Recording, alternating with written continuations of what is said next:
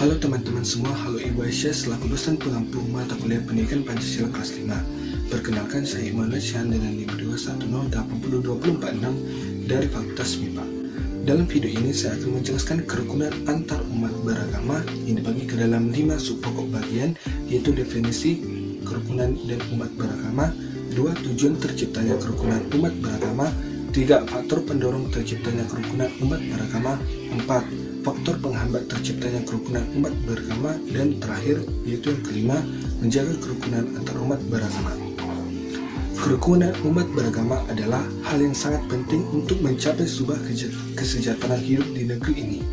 Seperti yang kita ketahui, Indonesia memiliki keragaman yang begitu banyak. Tak hanya masalah adat istiadat atau budaya seni, tapi juga termasuk agama. Masyarakat Indonesia merupakan masyarakat majemuk yang terdiri dari beragam agama. Kemajemukan yang ditandai dengan keanekaragaman agama itu mempunyai kecenderungan kuat terhadap identitas agama masing-masing dan berpotensi konflik. Indonesia merupakan salah satu contoh masyarakat yang multikultur. Multikultur masyarakat Indonesia tidak saja hanya karena keanekaragaman suku, budaya, bahasa, ras, tapi juga dalam hal agama.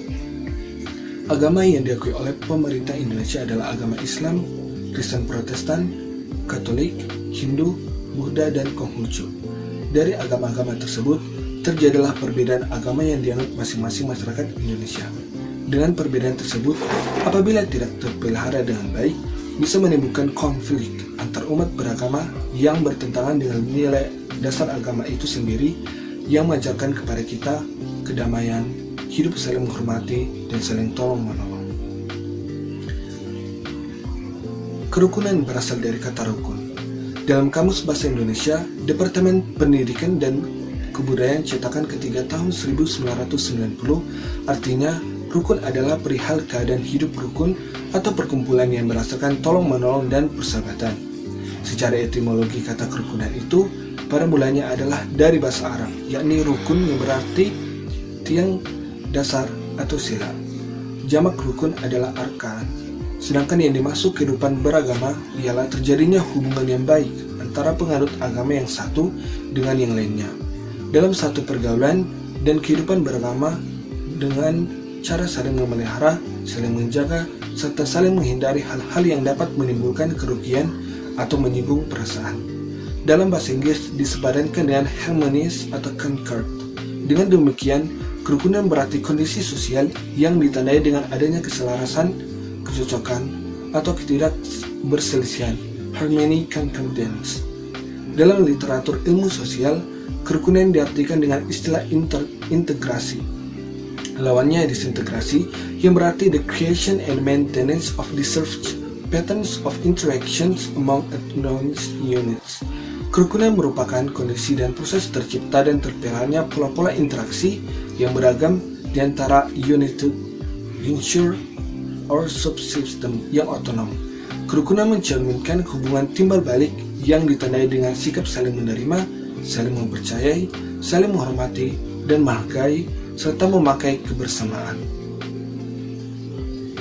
Kerukunan umat beragama adalah suatu kondisi sosial ketika semua golongan agama bisa hidup bersama tanpa mengurangi hak dasar masing-masing untuk melaksanakan kewajiban agamanya. Masing-masing pemeluk agama yang baik haruslah hidup rukun dan damai. Karena itu, kerukunan antar umat beragama tidak mungkin akan lahir dari sikap fanatisme buta dan sikap tidak peduli atas hak keberagaman dan persamaan orang lain. Tetapi dalam hal ini, tidak diartikan bahwa kerukunan hidup antar umat beragama memberi ruang untuk mencampurkan unsur-unsur tertentu dari agama yang berbeda, sebab hal tersebut akan merusak nilai agama itu sendiri. Kerukunan antar umat beragama itu sendiri juga bisa diartikan dengan toleransi antar umat beragama. Dalam toleransi umat beragama itu, pada dasarnya masyarakat harus bersikap lapang dada dan menerima perbedaan antar umat beragama.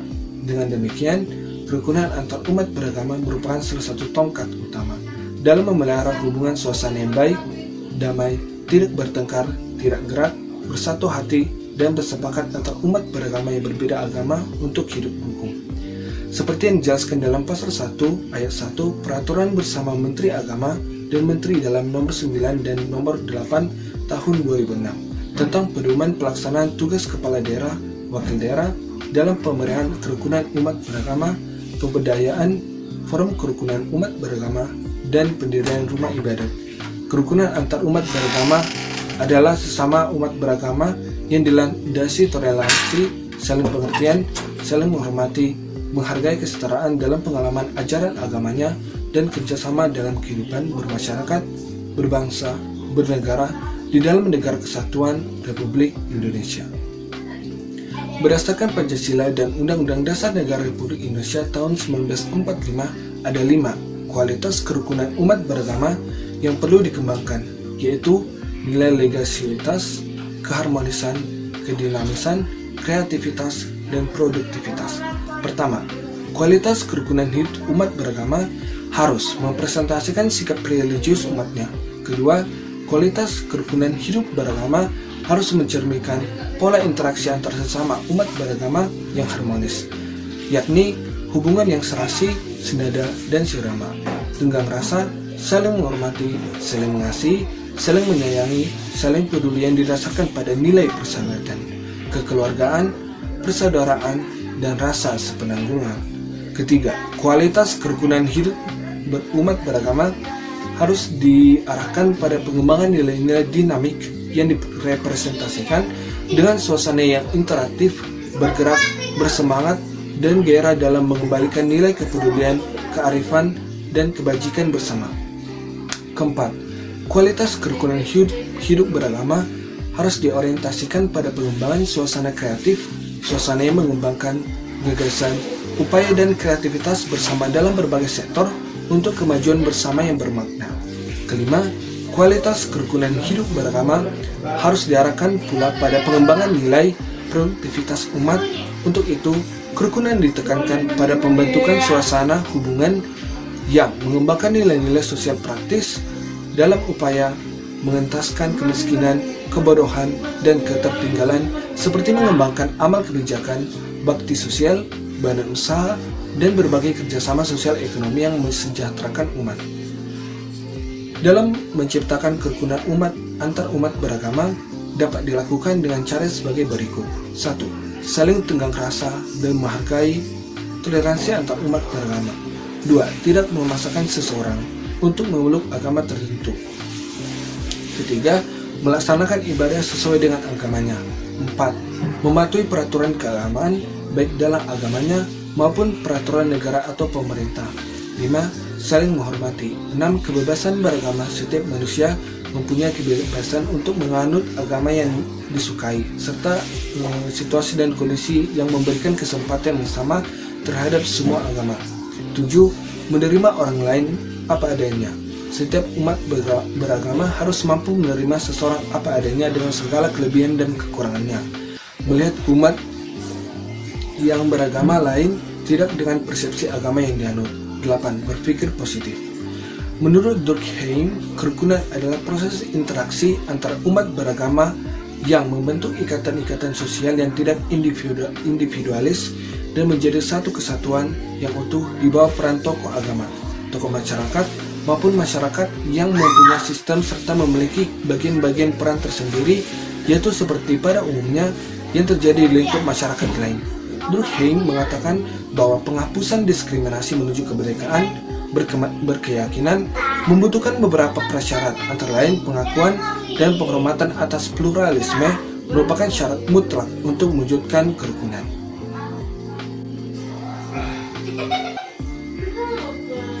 Adapun tujuan terciptanya kerukunan antar umat beragama adalah untuk meningkatkan keimanan dan ketakwaan keberagaman masing-masing pemeluk agama.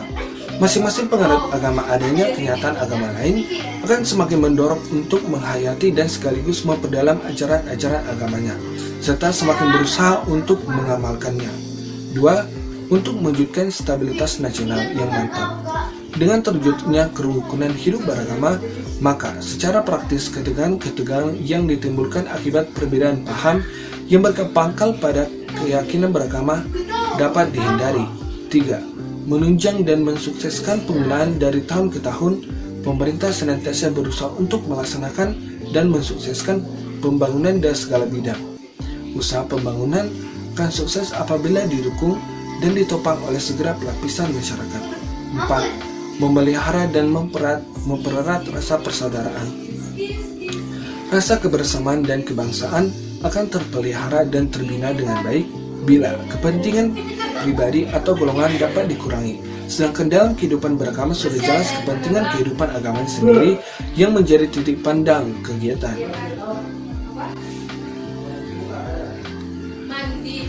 Kita masuk ke faktor-faktor pendorong terjadinya kerukunan antar umat beragama. 1. Memperkuat dasar-dasar kerukunan internal dan antar umat beragama serta antar umat beragama dengan pemerintah. 2. Membangun harmoni sosial dan persatuan nasional dalam bentuk upaya mendorong dan mengarahkan seluruh umat untuk hidup rukun dalam bingkai teologi dan implementasi dalam menciptakan kebersamaan dan sikap toleransi. 3. Menciptakan suasana kehidupan beragama yang kondusif dalam rangka memantapkan pendalaman dan penghayatan agama serta pengalaman agama yang mendukung bagi pembinaan kerukunan hidup intern dan antar umat beragama. 4. Melakukan eksplorasi secara luas tentang pentingnya nilai-nilai kemanusiaan dari seluruh keyakinan plural umat manusia yang fungsinya dijadikan sebagai pedoman bersama dalam melaksanakan prinsip-prinsip berpolitik dan berinteraksi sosial satu sama lainnya dengan memperlihatkan adanya sikap keteladanan. 5. Melakukan pendalaman nilai-nilai spiritual yang implementatif bagi kemanusiaan yang mengarahkan kepada nilai-nilai ketuhanan agar tidak terjadi penyimpangan-penyimpangan nilai sosial, kemasyarakatan maupun sosial agama. 6. Menempatkan cinta dan kasih dalam kehidupan umat beragama dengan cara menghilangkan rasa saling curiga terhadap pemeluk agama lain, sehingga akan tercipta suasana kerukunan yang manusiawi tanpa dipengaruhi oleh faktor-faktor tertentu. 7. Menyadari bahwa perbedaan adalah suatu realita dalam kehidupan bermasyarakat. Oleh sebab itu, hendaknya hal ini dijadikan sebagai mozaik yang dapat memperindah fenomena kehidupan beragama. Kita masuk ke faktor-faktor penghambat terjadinya kerukunan antar umat beragama. Faktor-faktor penghambat kerukunan antar umat beragama antara lain pendirian rumah ibadah. Apabila dalam mendirikan rumah ibadah tidak melihat situasi dan kondisi umat beragama dalam kacamata stabilitas sosial dan budaya masyarakat setempat, maka akan tidak menutup kemungkinan menjadi biang dari pertengkaran atau munculnya permasalahan umat beragama. 2. Penyiaran agama. Apabila penyiaran agama bersifat agitasi dan memaksakan kehendak bahwa agama sendirilah yang paling benar dan tidak mau memahami keberagaman agama lain, maka dapat memunculkan permasalahan agama yang kemudian akan menghambat kerukunan antar umat beragama. Karena disadari atau tidak kebutuhan akan penyiaran agama terkadang terbenturan dengan aturan kemasyarakatan.